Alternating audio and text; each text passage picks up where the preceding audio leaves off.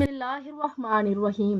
زینب T V کی طرف سے میں آپ لوگوں کے ساتھ نبی کریم صلی اللہ علیہ وآلہ وسلم کا بہت ہی پیارا فرمان شیئر کرنے جا رہی ہوں کہ جو بھی یہ دعا مانگتا رہے گا وہ آزمائش میں مبتلا رہنے سے ہی پہلے مر جائے گا۔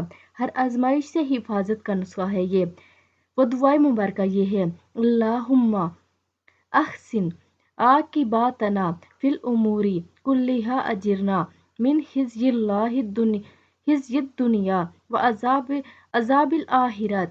اے اللہ، تمام کاموں میں ہمارے انجام کو بہتر فرما دیجئے اور ہمیں دنیا کی ذلت اور آخرت کے عذاب سے بچا لیجئے۔